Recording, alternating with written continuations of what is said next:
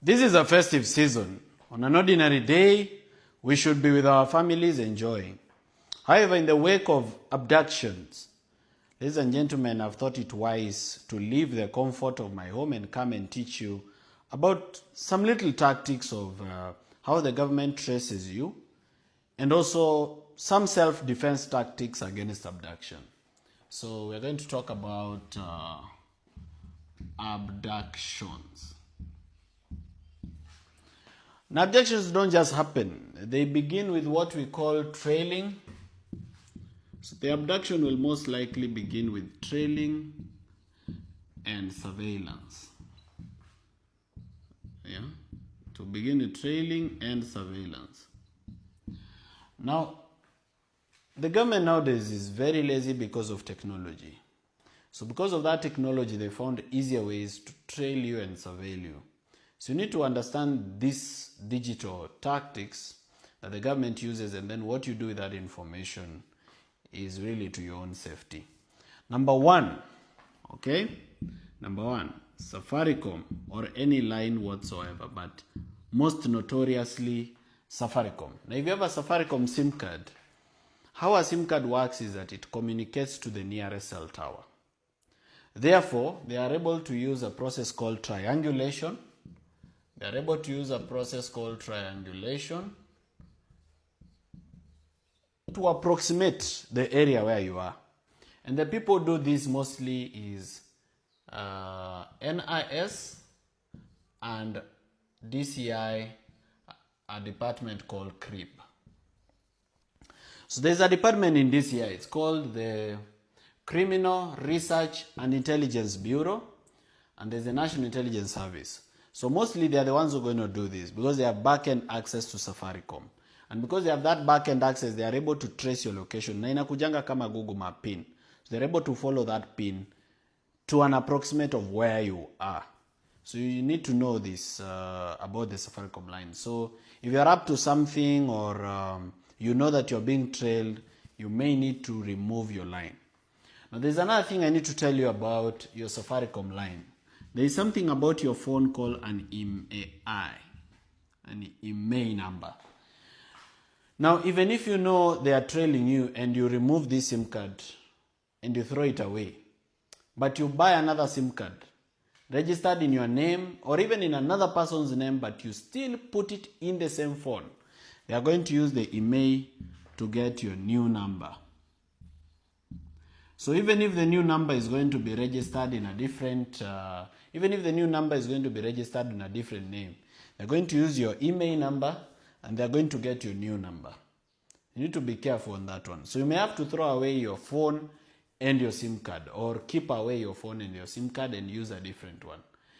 Some of you believe that ukiwa na katululu ama kamulika mwizi you cannot be traced. That's very false. That's not true.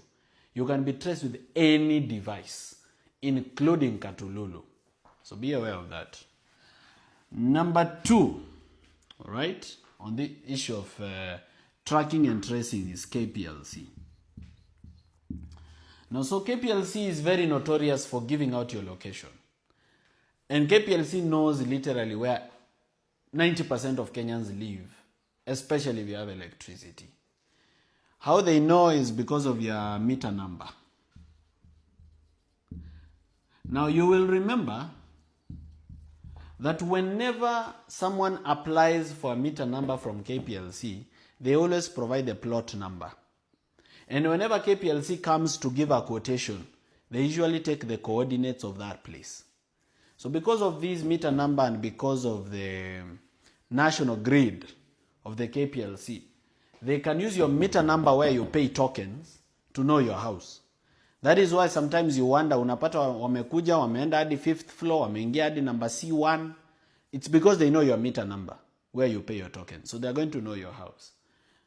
Again, as I told you, what you do with that information is really up to you. Number 3 is your phone. And here I want to specifically speak about something called Pegasus. Now, Pegasus is a hacking software, a surveillance software that was developed in Israel that Kenya bought for billions of shillings of course there was corruption. There's corruption even in NIS. And what it does is that it sends a text to your phone. Now, Pegasus, unlike other hacking softwares, they don't have to touch your phone. Sio lazima washike simu yako for them to install Pegasus. They just need to send you a message. Once the message enters your phone, it downloads the software into your phone. Now, one of the ways to know whether you have been attacked by Pegasus is you leave your phone on the table, you're not using it, then you come back and find that your phone is hot. Unaacha simu kwa meza, unakuja unapata iko na joto. The reason is it's transferring information somewhere.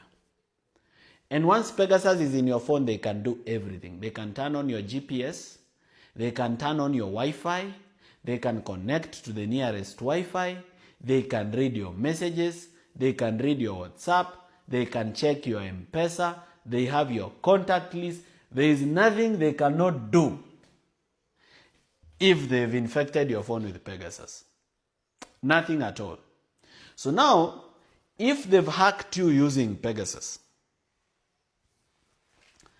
the following things are going to happen. Number one, they will access your information.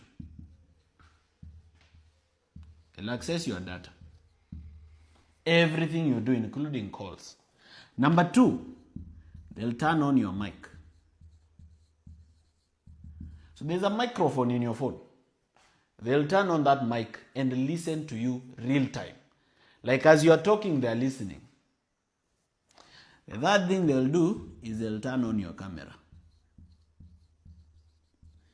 So they cannot just listen. They can also take a photo of you or a photo of your surrounding as you're holding your phone. That's what they can do with your phone when they hack it. And as I've told you, they don't have to access your phone. It's not like these hackers who send you a suspicious email, you click on the link, then they hack your phone. No. This one, if they send it to your phone, you don't need to do anything. They've hacked it. Now, if you have the following things in your phone, you need to be careful.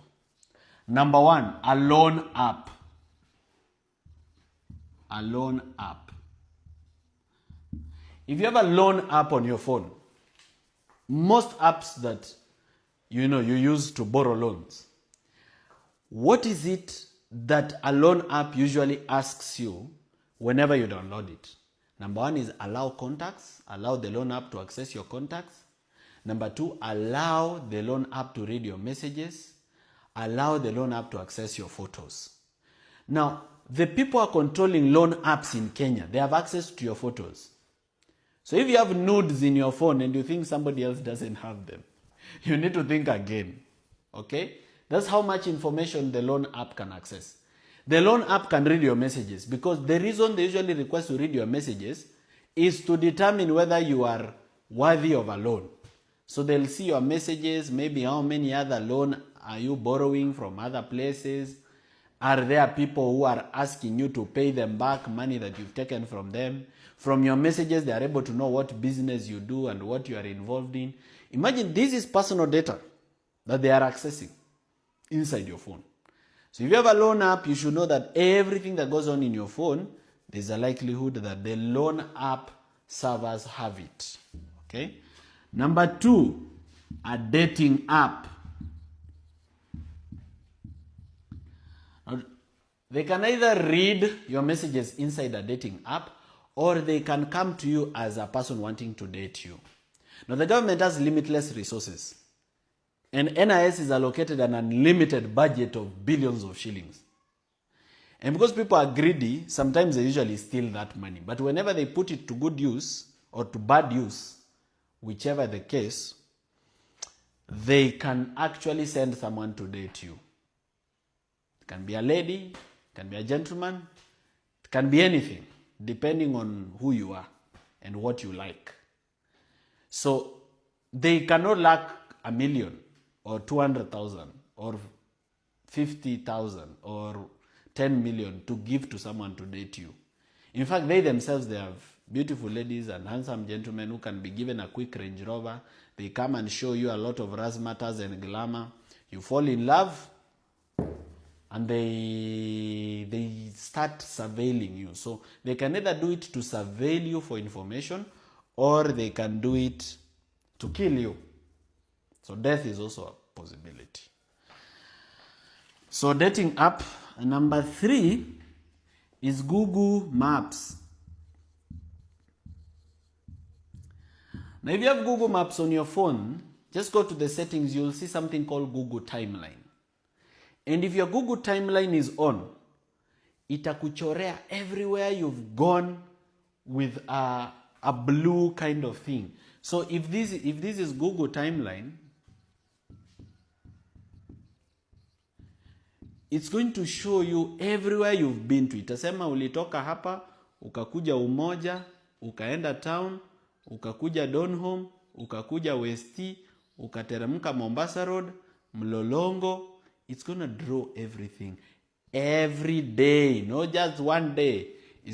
As long as it's on, Google Timeline is drawing everywhere you go every day. So they can access it. They can know where you are on the 11th of November and where you went after that because of Google Maps.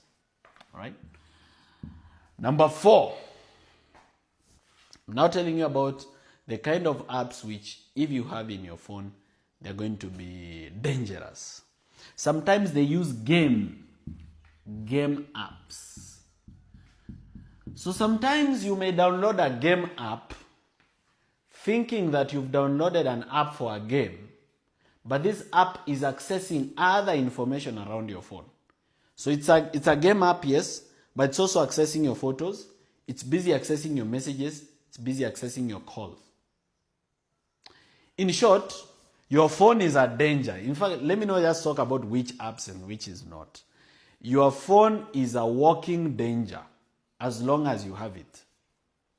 Okay? Now I see that the iPhone and BlackBerry are a bit safer. Android is most unsafe. iPhone, they keep upgrading their security, so it's a bit safer. But you see, we are Kenyans and the economy is struggling, so not everybody is going to afford an iPhone. So at some point, you may have to switch off your phone. When you're going to important meetings, you may have to leave your phone behind. When you are in important meetings, don't have your phone in the room. Keep your phone outside the room. When you are going to secret places, don't go with your phone. Mimi siendangi Vampire Diaries na simu.